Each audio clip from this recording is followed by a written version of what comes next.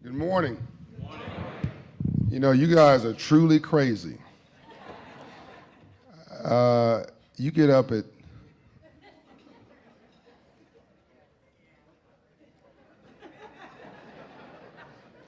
I figured like it'd be like 3 people in here this morning. And the little man's here too. Hey man, give me some love. Boom. That's the way to do it. No, I mean you guys are crazy. Crazy in a good way. But you really are nuts. I mean, this is what happens when a community works. I got in late last night and I saw a pickup time for 6:30. I said, "You guys must be out of your mind. I'm not getting in the car at 6:30. Who's gonna be somewhere at 6:30 in the morning?" I said, and I've been to 100 countries. I've been all around the world. Look, okay, yeah, I'm gonna get there. And sometime around 8:30 or 9, I'll speak. And you guys ready to go to work? You are.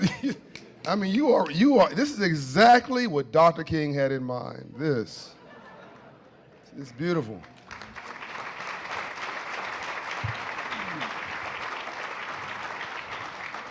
So when I say crazy, it's really the fondest compliment that I can give you, because people call me crazy, and they called Steve Jobs crazy, and they called Dr. King crazy, and they call Otis crazy.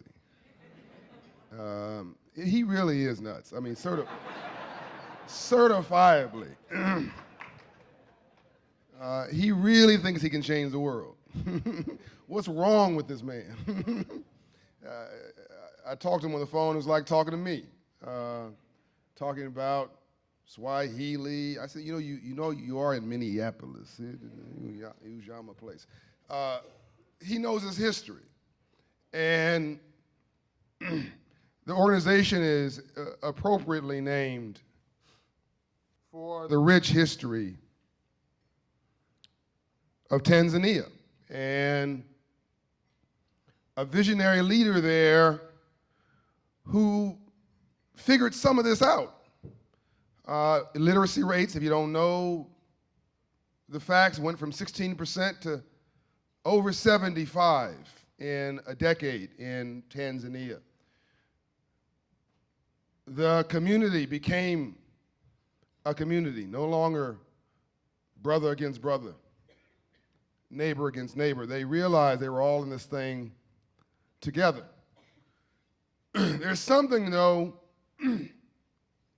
that they missed, and Otis has figured it out.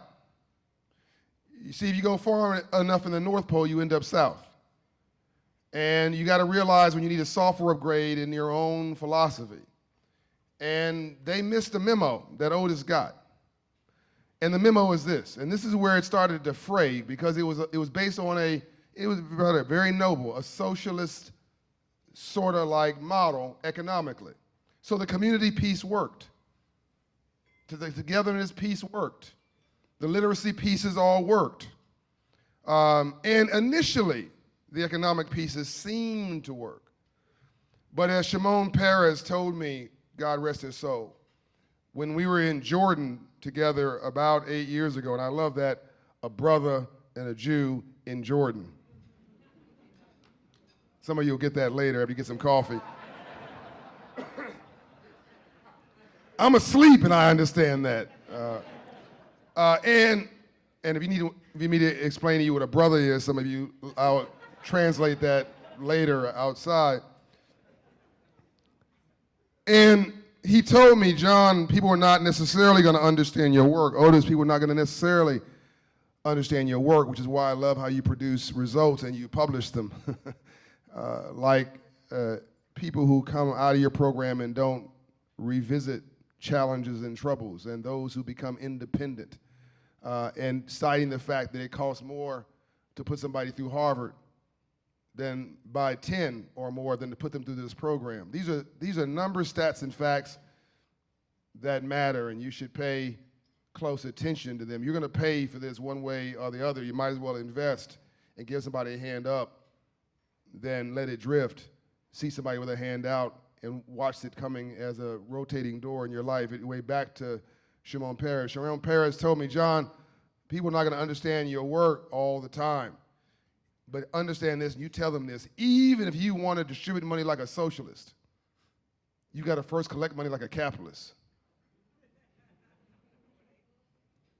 You know, I'm very familiar with the model. I understand my Nordic friends. I was just in Sweden giving a speech for Princess Sophia there, and I was just in Norway when my partner, the Crown Prince of Norway, the future king, leads this great nation, one of the wealthiest nations in the world, and Finland. But understand, underneath all that, kumbaya, we are the world, it's oil.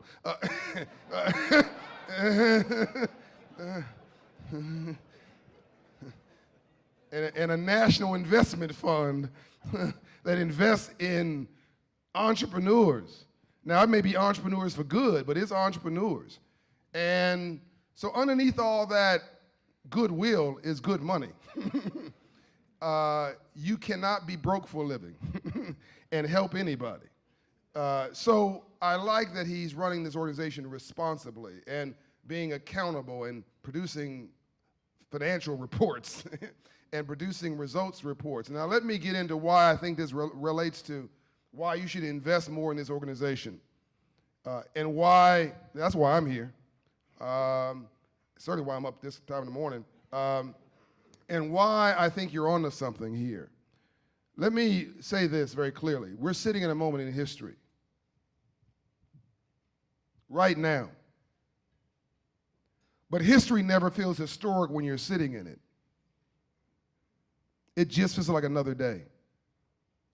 It takes 25 years to look back at a moment, reflect on it, and say that was historic. My man here understands what I'm saying. I see him light up. He understands that during the civil rights movement, people want to romanticize this. And I just talked to Ambassador Andrew Young last night. Some of you, hopefully most of you, know very well this name, Dr. King's right arm, his strategist in the civil rights movement. We don't have time to get into the depths of this man, but I think he's the domestic. I think he's the domestic Nelson Mandela.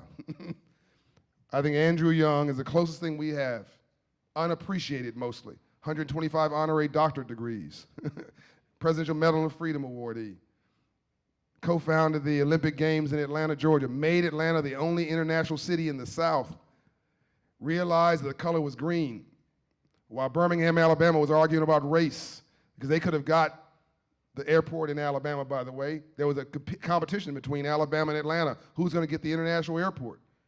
And while Alabama in the 50s and the 60s were arguing about race and the color line, Andrew Young and Maynard Jackson and others decided, and Dr. King, that Atlanta would be a city too busy to hate.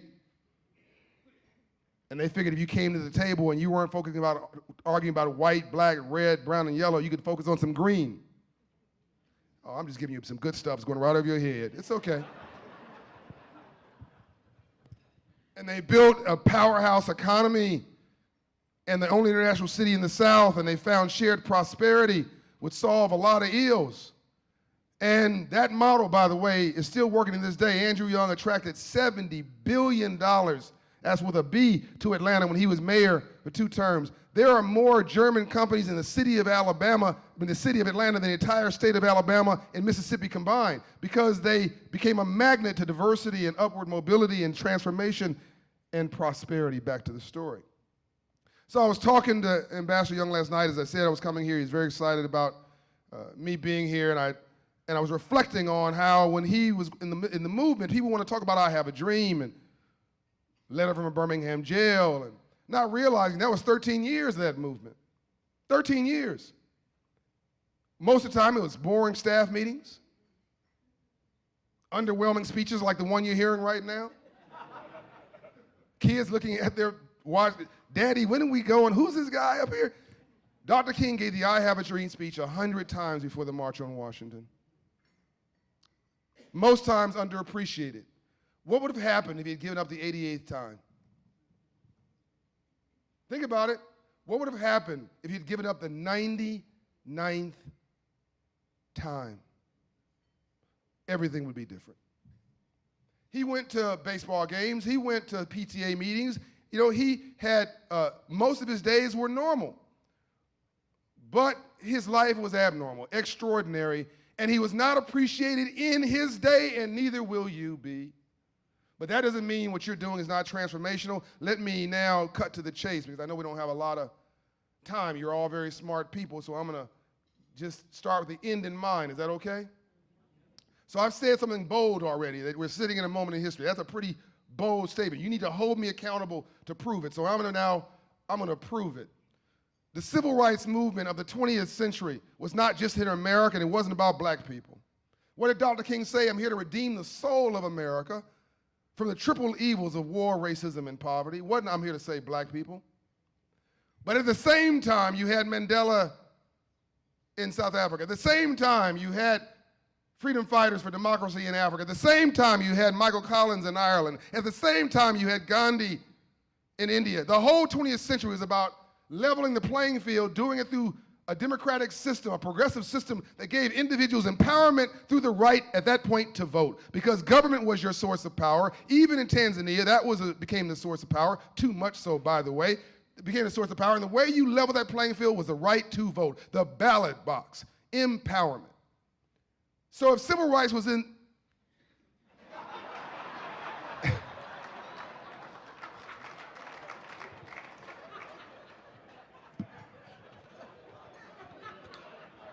Gotta be ready. See, even you gonna carry a water bottle, make it cool. If civil rights was waged and won in the streets, then civil rights will be waged and won in the suites. If civil rights was about race and the color line and occupied the entire 20th century all around the world, then civil rights will be about class and poverty and will dominate the 21st century all over the world. All truth should be universal and truth should be simple. So I'm not allowing you to give me a carve out on what I just said. What I just said should apply to every place and everything and every problem that we are having in this world. And let me say this. All of our problems are economic.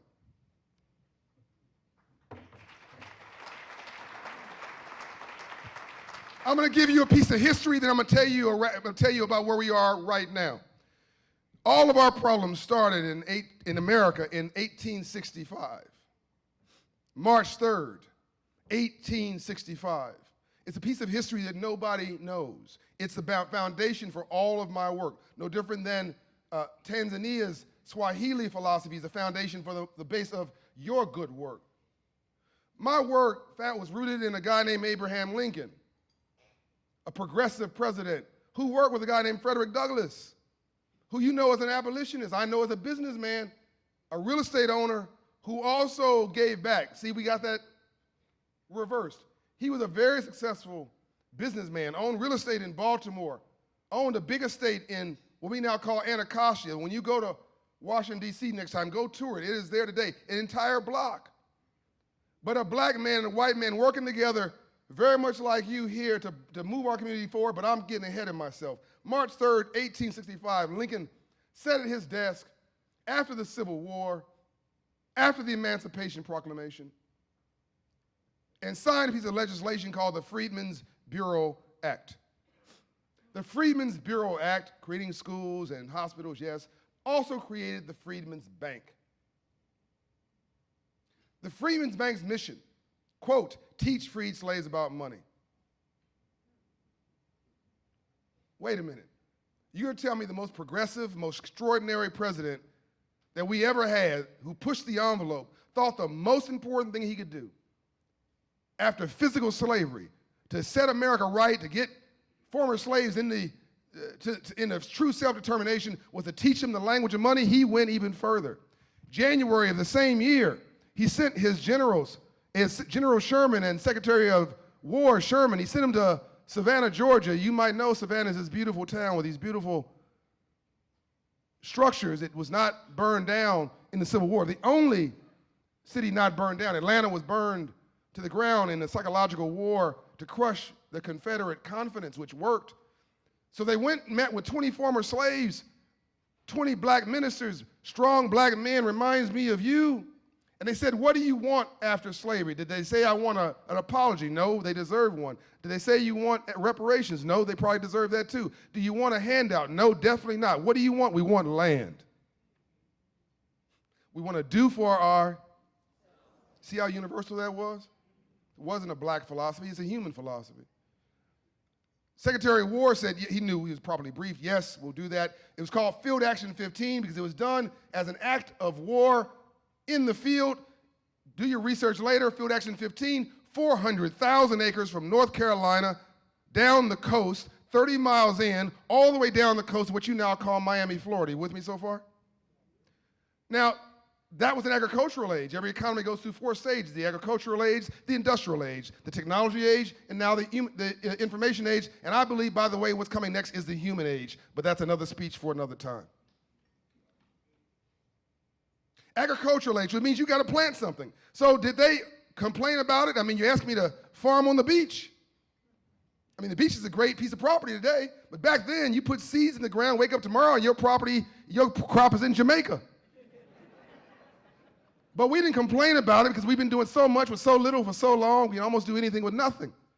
We got to work, and we were so industrious. In a month, the general said, oh my God, I'm so impressed, give them a mule. Did you get it? 40 acres and a mule. But it wasn't 40 acres, it was 400,000 acres and 1,000 people, no Snapchat, no email, no Instagram, no cell phone, no Twitter, who found out, got the memo, showed up, got to work, showed out, and within a month's time was rewarded with basically, if you're a farmer today in the rural areas of this state, basically it's like somebody saying, give them a tractor. It's a big deal. That was February. March, here comes the bank. Now you're about to see how extraordinary this is. January was the land. February was the mule. March came the bank. April, Lincoln was assassinated. He gets assassinated, and we don't have time for the whole story. Most of you will do your research, but everything fell apart. And maybe later on, I'm going to be here for a few hours, I can tell you why it fell apart. It fell apart, and as it was falling apart, 73,000 former slaves had every dollar in that institution. $52 million then, $100 billion today, without one more dime. These are former slaves. And by no fault of their own, bank falters. It was gained by political operatives. And Frederick Douglass goes in as the bank is failing with a perfect reputation, a stellar resume, very much like yours, very much like the doctor here, and goes in to try to save it. And when he was failing, he put $10,000 of his own money in it. That's $20 million today. This is not a broke man. And when it failed, he said the failure of this bank in 1874 did more to set free slaves and America back than 10 more years of slavery. And then you pop your fingers, you go from 1874 to 1968, which was the first time we talked to anybody of color about money again. Here comes Dr. King in Memphis, Tennessee. Here comes Andrew Young in Memphis, Tennessee, in something called the Poor People's Camp. Am I boring you? I'm about to drop the mic in a moment. 1968, Poor People's Campaign. Dr. King realized there were more poor whites in America than poor anybody else, then and now. He realized that we were all in this mess together, and he said this, and I quote, Doctor, you can't legislate goodness. You cannot pass a law to force someone to respect you. The only way to social justice in a capitalist environment is economics and ownership. Now that's a quote you don't hear repeated about Dr. King, but that was where he was in 68. And on his way to the Poor People's Campaign, and here you have a Nobel Peace Prize winner talking about effectively, because he's a man of God, he's a liberal preacher, basically redistribution of wealth, essentially. And if you want to die quickly, be a Nobel Peace Prize winner known for mobilizing folks, talking about redistributing the wealth of the top 97% for the benefit of the top 3% for the benefit of the 97%, and you don't even make it to your first march. That's my philosophy. Anyway, Balcony, April 68, assassinated before the first march in Memphis, Tennessee, of the Poor People's Campaign, same month as Lincoln, 100 years later. Here's my point. Black people and brown people and poor people and working class, middle class folks are too much month at the end of their money. Oh, I'm not talking to you. All y'all rich. Yep. Y'all don't relate. Maybe it's your cousin, boo-boo.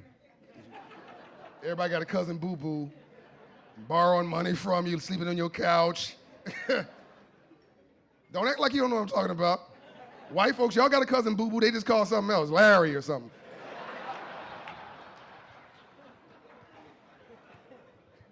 Larry, get off my couch. I don't care you married to my daughter. So,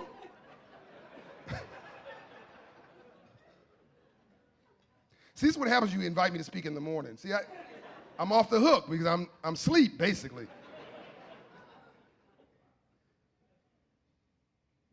And all these folks have one thing in common.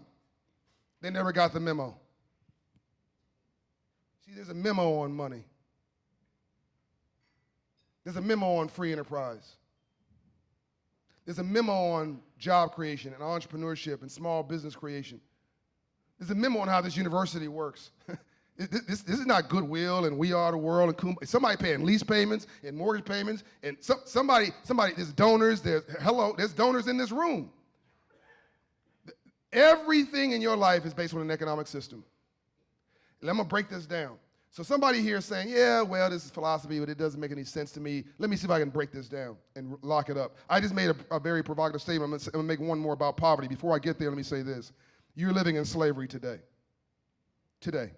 Here's what you see in an urban inner city neighborhood, in a rural white neighborhood. And by the way, our policies are being driven by these economic insecurities and fears, not theoretical ideologies. But let me come back to the point. Here's what you see. A check casher next to a payday loan lender, next to a rent-to-own store, next to a title lender, next to a renting rim store. Black folks, tell the white folks next to you what that means. You know the 20-inch rims on your car with spinners? They're renting the rims, renting them and then charging you insurance. I'm not kidding. Next to a liquor store. That's not racism, ladies and gentlemen. It has nothing to do with race. They're target marketing. They're targeting a 500 credit score customer. It's $1 trillion plus industry. They're targeting a 500 credit score customer. There are more check cashers in America than there are Starbucks. There are more payday loan lenders in the state of Alabama than the entire nation combined. Mississippi was the richest state in America in 1830, richer than any place, the Silicon Valley economically of America. It is the poorest state in America today because their business plan is wrong, because they trade in a philosophy that does not include, you cannot have a breakfast like this in places, in parts of Mississippi, which means they can't grow. You've got it right. You've got the philosophy right, but you've got to deliver the memo. There's a piece of this missing. So what I basically said is this. Nothing changes your life more than God or love than moving your credit score 120 points.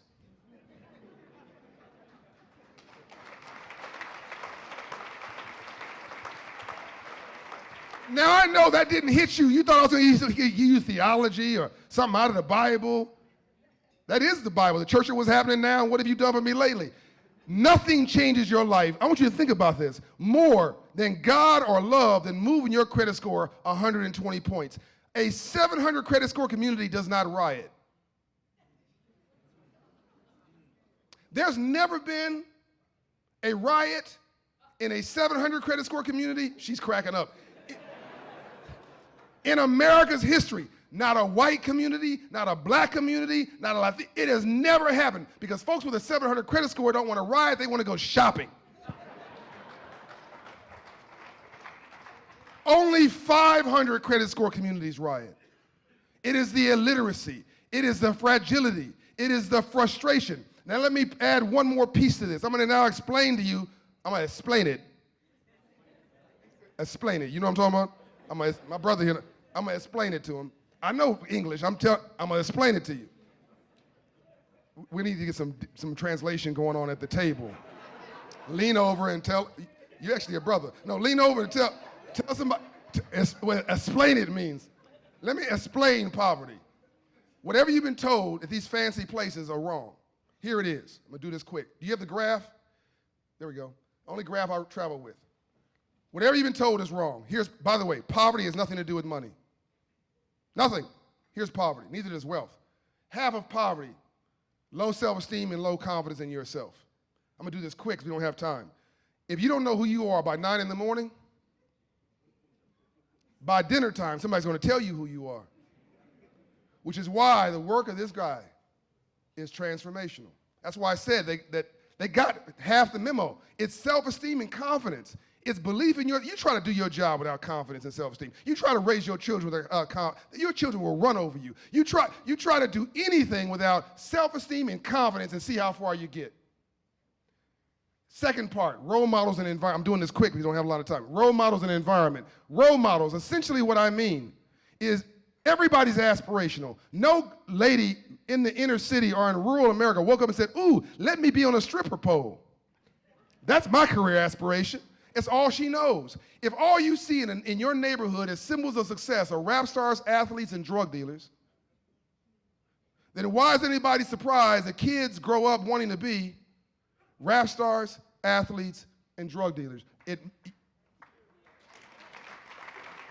You see, once we can get out of the blame and the demoralizations and judging people, we can begin to solve it. People are modeling what it's common sense. Why do you wear a suit? I'm looking at you, sir. I don't know you, do I? No? Why do you wear a suit? Somebody growing up, you saw a man in a suit. You saw a businessman or professional and said, I can do that, yes or no? Yes. Connor, we ever met each other? No. We ever been in prison together? No, okay, right. Does that make sense to you? Yes. Was that a black answer or a human answer? Human answer. Amen. Ladies, let me see. Young lady, Laura, we ever met? Yep. Nice to meet you. You saw a woman at some point with a business suit on who was a professional, who was educated, who was doing things progressive, and you said, you know what, I can be a domestic engineer and a professional too. I can do this, and I want to do that. Yes or no? Yes. You see, this is just common sense. You model what you see. Environment. Essentially, this means that you hang around 9 broke people, you'll be the 10th. See, I don't have a lot of time this morning. I'm just giving you the crib notes. But see, this is just radical common sense. If you hang around 9 broke people, you'll be the 10th. You hang around 9 nuclear scientists, you'll probably be the 10th. Whatever you see, whatever you model, whatever you hang around is what you will be. Environment matters. Why is this important? Quincy Jones says it takes 20 years to change a culture. Remember now that Dr. King only lived 13 years when I say this. It takes 20 years to fundamentally change a culture. I would argue in the last 20 years we've made dumb sexy in this country.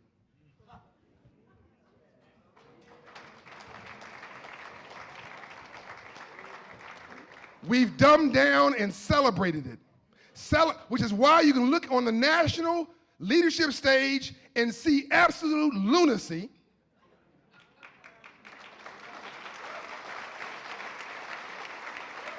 Disguised as conversation and leadership, feeding on fear, feeding on insecurity, who's going to tell you what you're against, not what you're for, because it's lazy and it's easier. And we have the death of curiosity, the death of truth, the death of hope, the death of a vision, and what the Bible says, where there is no vision, the people perish. It ain't complicated. The last part of this is aspiration and opportunity. Aspiration is a code word for hope. The most dangerous person in the world is a person with no hope. If I don't like me, I'm not going to like you. If I don't feel good about me, I'm not going to feel good about you. If I don't respect me, I don't know how to respect you. If I don't love me, I can't love you. And here's the big one. And I see young people in the room, so I'm going to moderate this. If I don't have a purpose in my life, I'm going to make your life a living amen. That's poverty. And the opposite of that is wealth. High self-esteem and high confidence. Good role models and enabling environment. Think now about your lives. Think about your lives that we take for granted, all of us.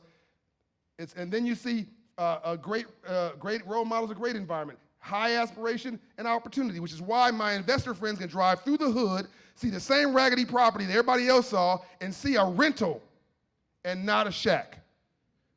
They say, wow, I can rehab that, buy that, rebuild that, rent that, rehab, and that becomes my asset. And then we wonder, oh, this must be racism. No, that is capitalism and confidence. So here's the problem. All poverty is the same, but black poverty is worse. When mainstream America has headaches, black folks have pneumonia.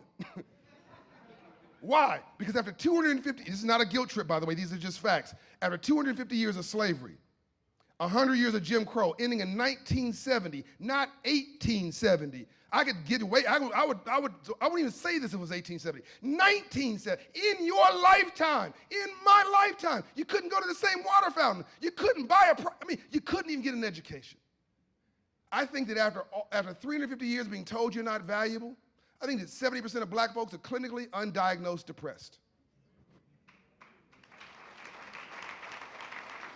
And for those not clapping, let me say this. I'm looking at a couple folks not clapping. If you were black and you went there for 350 years, you'd be crazy too. We are all immigrants. We are all immigrants, unless you're a Native American Indian. We all got on a boat, and your parents, grandparents, great-great-great-parents came here with dirt under their nails. Not manicured nails like we have, dirt under their nails. And they worked their butts off. And they built something from nothing. But you don't come 3,000, 6,000 miles away from your ravaged homeland with low self-esteem. Hello? America is a type A personality. It's not a country, she's an idea. And she attracted people from all around the world who wanted freedom. And they're going over it, around it, through it, to get to it, to go to Ellis Island and say, I have a dream to live the American dream and to set my children free without any money. That is somebody who has high self-esteem and confidence, and you cannot take that for granted because you are the descendants of that gift. And my mother told me she loved me every day of my life. Thank God. And I believed it. My dad owned a business and wore a suit. Thank God. And I modeled him. A banker came in my classroom when I was 9 and taught me financial literacy, and I said to the banker, who happened to be Caucasian, sir, what do you do for a living, and how'd you get rich legally? Nobody in my neighborhood wore suits. He said, I'm a banker and I finance entrepreneurs. I said, sir, I don't know what an entrepreneur is, but if you're financing them, I'm gonna be one. And I started my first business. Now I'm gonna do this really quick because I wanna make sure that I don't hold you up. Are we okay? I'm gonna give you the next in 5 minutes. So I'm just gonna condense this. So I don't know how much time I have, but I don't want, you just never wanna be the old guy in the club. Before y'all kick me out, I'm gonna leave. You guys are really slow. I mean, can they spread the coffee around? I'm just messing with you, by the way, I love you. So I'm 9 years old, 10 years old, mom and dad divorced, living in Compton, California, South Central LA, but I had this magic sauce, self-esteem, confidence, role models, the thing I just said up there, things that you had. Anybody in here had a version of what I'm talking about. And this banker gave me this gift, and I start seeing the endorphins rewired in my brain like you're doing with these young men in these programs. I started thinking differently about myself, what I was gonna do. I borrowed $40 from my mother, went to the liquor store, Max liquor store. I said, sir, you're selling the wrong kind of candy. He said, go away, little boy, I've got a college degree. I said, that's nice, I've got cavities. I'm 9, right? And he wouldn't listen to me. And so I said, well, fine, can I work for you? Sure, you're a good salesman, work at the front counter, my best job. I don't want that job, I want the worst job. I want to be a box boy. Why would you want that? I'm doing this real quick, because I didn't say this to him, I wanted to figure out inventory. I wanted to figure out wholesale retail costs. I wanted to figure out where you were buying your inventory. I worked for 3 weeks and quit. Self-determination. Went home, $40 loan from my mother, because she said life is tough, you gotta pay this money back. My mother's a capitalist. And I asked my mother when she divorced my father, are you gonna get married again? She said, well, maybe. But if I get married again, he's gonna be a BMW. I said, I didn't say a car, I said, are you gonna get married again? She said, oh, no, I know what you said. If I get married again, he's gonna be a BMW, a black man working. So, and she was serious. And so I opened the neighborhood candy house in the den of my house, 10 years old, made $300 a week. I was 10. I put the liquor store out of the candy business. I became very successful, found girls, lost a business, recurring theme in my life. But Once that fuse was lit, nothing was going to turn me back. And I'm basically an entrepreneur today with operations in 79 countries, with a payroll of $400,000 every 2 weeks, 30,000 volunteers, 2.6 million clients, $2 billion, that's with a B, invested in underserved neighborhoods, opening an office a week to set our people free and to finish what Lincoln started because of that experience when I was 10 years old. So here's what we're going to do. I didn't come here to give you a philosophical speech. I didn't come here to talk to you about history. You know all that stuff. I came here to remind you that the president's not going to save you. The governor's not going to save you. The mayor's not going to save you. They never have. They're good people, I'm sure. They'll do their part, but that's not who changes the world. Common people with extraordinary determination change the world. So here's what I'm going to do.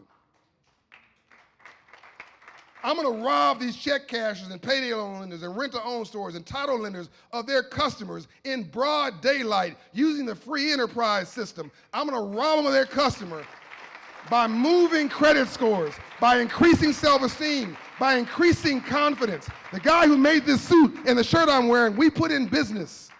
And he's now doing $1.2 million a year. Young black man from the hood, D-A-H-O-O-D, the hood, who's now paying his taxes, raising his children, started a nonprofit to pay it forward because we taught him how to fish. So, hope inside. I don't have time to go through the whole philosophy. I'm going to give this to you in 2 minutes now.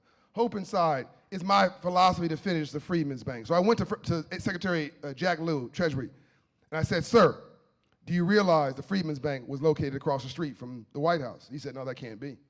We have historians, we have all these people here.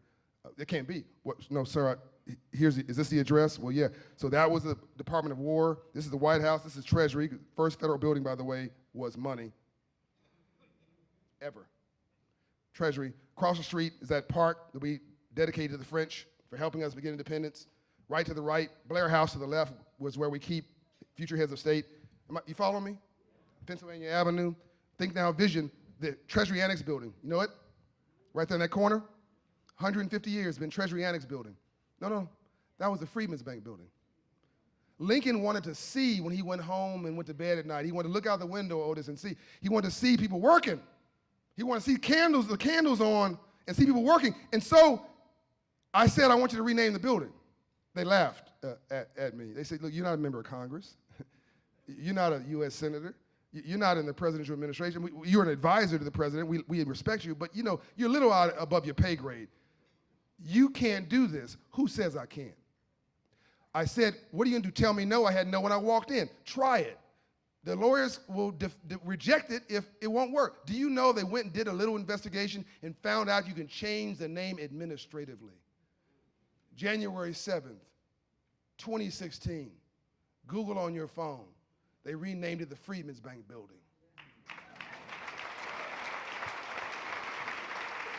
Dr. King went in to meet with Johnson and Andrew Young, and King wanted a second civil rights bill, and Johnson said, I'm sorry, Dr. King, you think the president's got more power than he really has. I can't do anymore. Politically is not the right environment. I'm sorry, Dr. King. He met with him 7 o'clock in the residence meeting. He didn't want anybody to know he was meeting with him. He sent him on his way, and Dr. King walked out. He was smiling, and Andrew saying, why are you smiling? We got a hand in our head.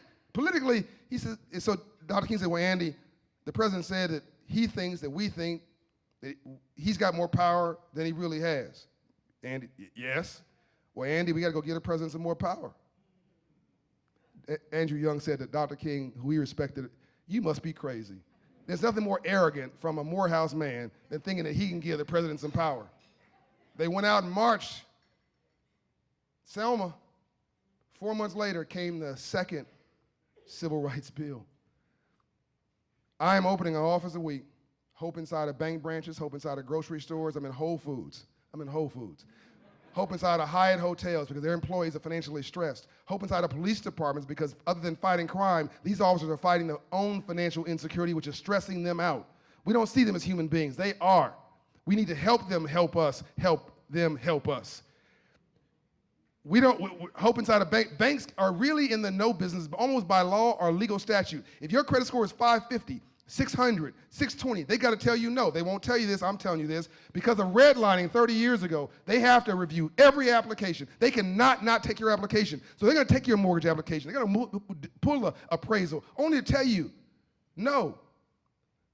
We're going in that bank branch. We're moving credit scores 80 points. Finding that error in your credit score. We're challenging it because we can do what the banker can't do.